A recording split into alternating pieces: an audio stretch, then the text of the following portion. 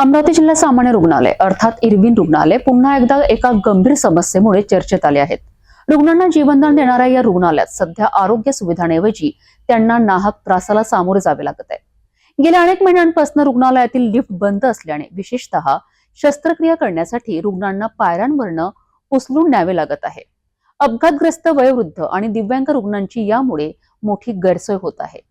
एका बाजूला अत्याधुनिक उपचारांची चर्चा तर दुसऱ्या बाजूला रुग्णांना उपचारासाठी पायऱ्या चढण्याची वेळ। नेमकी ही परिस्थिती कधी सुधारणार? प्रशासनाचे यावर काय म्हणणे आहेत याबाबत बघूया सविस्तर वृत्त। अमरावती शहरातील जिल्हा सामान्य रुग्णालय येथे आरोग्य यंत्रणेच्या गलथान कारभाराचा आणखी एक नमुना समोर आला आहे। येथील वार्ड क्रमांक 15 जवळ असलेली लिफ्ट मागील वर्षभरापासून बंद असल्याने रुग्णांचे आतोनात हाल होत आहेत। वार्ड क्रमांक 15च्या वरच्या मजल्यावर ऑपरेशन हॉल असल्याने शस्त्रक्रियेसाठी रुग्णांना घेऊन जाताना कर्मचारी आणि नातेवाईकांना मोठी कसरत करावी लागते। अपघातग्रस्त हातपाय मोडलेले तसेच रोज किमान 20 ते 25 रुग्णांवर होणाऱ्या शस्त्रक्रियांच्या वेळी ही लिफ्ट बंद असणे म्हणजेच रुग्णांच्या जीवाशी खेळण्यासारखे आहे।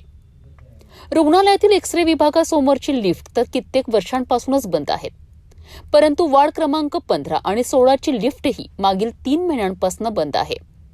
याबद्दल विचारणा केली असता जिल्हा शल्य चिकित्सक दिलीप सोंदडे यांनी माहिती दिली की लिफ्टचे काम सार्वजनिक बांधकाम विभागाकडून सुरू आहेत आणि काम तातडीने पूर्ण करण्यासाठी वारंवार पत्रव्यवहारही करण्यात आला आहे।